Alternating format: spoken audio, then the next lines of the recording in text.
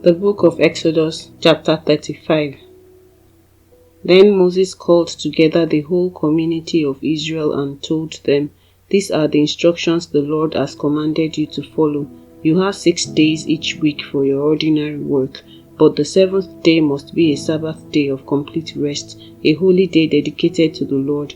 Anyone who works on that day must be put to death. You must not even light a fire in any of your homes on the Sabbath." Then Moses said to the whole community of Israel, "This is what the Lord has commanded. Take a sacred offering for the Lord. Let those with generous hearts present the following gifts to the Lord: gold, silver and bronze, blue, purple and scarlet thread, fine linen and goat hair for clothes, tanned ram skin and fine goat skin leather, acacia wood, olive oil for the lamps, spices for the anointing oil and the fragrant incense, onyx stones and other gemstones to be set in the ephod and the priest's chestpiece. Come, all of you who are gifted craftsmen, construct everything that the Lord has commanded: the tabernacle and its sacred tents, its covering, clasps, frames, crossbars, posts and bases, the ark and its carrying poles, the ark's cover, the place of atonement, the inner curtain to shield the ark, the table, its carrying poles and all its utensils, the bread of the presence, for light, the lampstand, its accessories, the lamp cups and the olive oil for lighting, the incense altar and its carrying poles, the anointing oil and fragrant incense, the curtain for the entrance of the tabernacle, the altar of burnt offering, the bronze grating of the altar and its carrying poles and utensils, the wash basin with its stand, the curtains for the walls of the courtyard, the posts and their bases, the curtain for the entrance to the courtyard, the tent pegs of the tabernacle and courtyard and their ropes, the beautifully stitched garments for the priests to wear while ministering in the holy place, the sacred garments for Aaron the priest, and the garments for his sons to wear as they minister as priests. So the whole community of Israel left Moses and returned to their tents. All whose hearts were stirred and whose spirits were moved came and brought their sacred offerings to the Lord. They brought all the materials needed for the tabernacle, for the performance of its rituals, and for the sacred garments. Both men and women came, all whose hearts were willing. They brought to the Lord their offerings of gold, brooches, earrings, rings from their fingers, and necklaces. They presented gold objects of every kind as a special offering to the Lord. All those who owned the following items willingly brought them: blue, purple and scarlet thread, fine linen and goat hair for clothes, and tanned ram skins and fine goat skin leather. And all who had silver and bronze objects gave them as a sacred offering to the Lord. And those who had acacia wood brought it for use in the project. All the women who were skilled in sewing and spinning prepared blue, purple and scarlet thread and fine linen clothes. All the women who were willing used their skills to spin the goat hair into yarn. The leaders brought onyx stones and the special gemstones to be set in the ephod and the priest's chestpiece. They also brought spices and olive oil for the light, the anointing oil and the fragrant incense. So the people of Israel, every man and woman who was eager to help in the work the Lord had given them through Moses, brought their gifts and gave them freely to the Lord.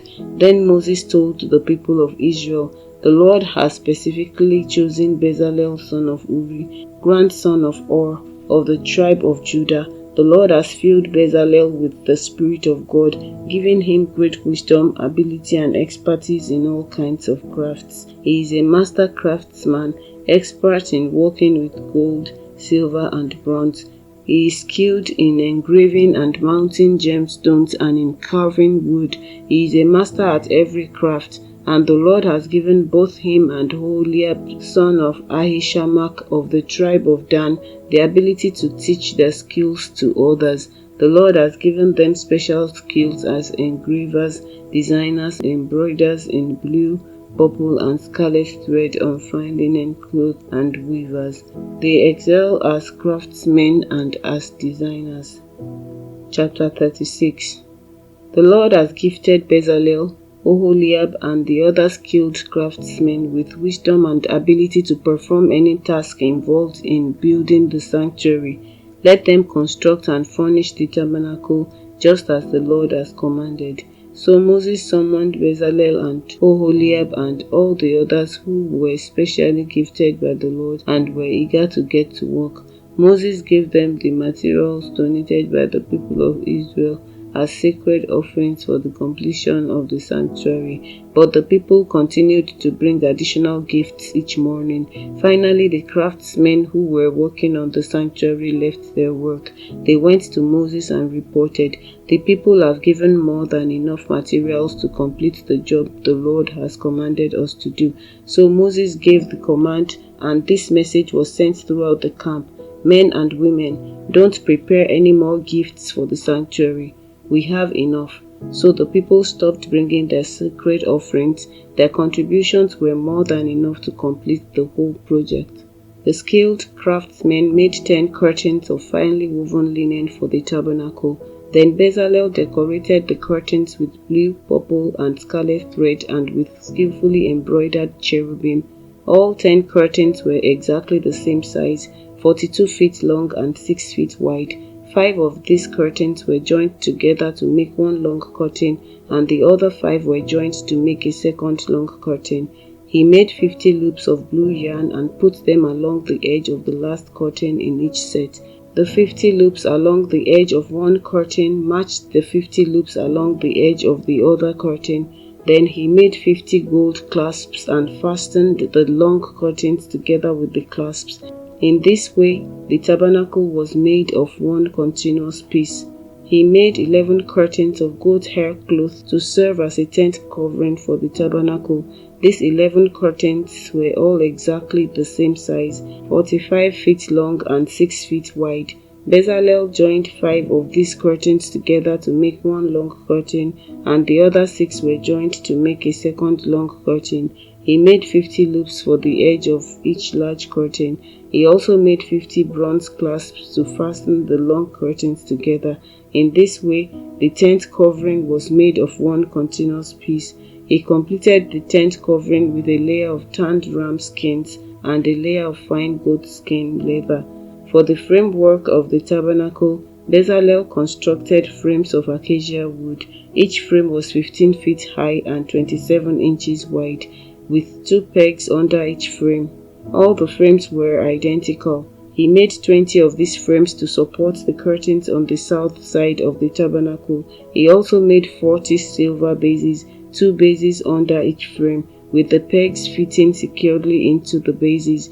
For the north side of the tabernacle, he made another 20 frames, with their 40 silver bases, 2 bases under each frame. He made 6 frames for the rear, the west side of the tabernacle, along with 2 additional frames to reinforce the rear corners of the tabernacle. These corner frames were matched at the bottom and firmly attached at the top with a single ring, forming a single corner unit. Both of these corner units were made the same way, so there were 8 frames at the rear of the tabernacle, set in 16 silver bases, 2 bases under each frame. Then he made crossbars of acacia wood to link the frames, 5 crossbars for the north side of the tabernacle and 5 for the south side. He also made 5 crossbars for the rear of the tabernacle, which faced west. He made the middle crossbar to attach halfway up the frames. It ran all the way from one end of the tabernacle to the other. He overlaid the frames with gold and made gold rings to hold the crossbars. Then he overlaid the crossbars with gold as well. For the inside of the tabernacle, Bezalel made a special curtain of finely woven linen. He decorated it with blue, purple, and scarlet thread and with skillfully embroidered cherubim. For the curtain, he made 4 posts of acacia wood and 4 gold hooks. He overlaid the posts with gold and set them in 4 silver bases. Then he made another curtain for the entrance to the sacred tent.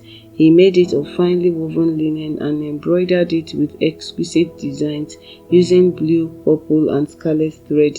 This curtain was hung on gold hooks attached to 5 posts. The posts with their decorated tops and hooks were overlaid with gold, and the 5 bases were cast from bronze. chapter 37.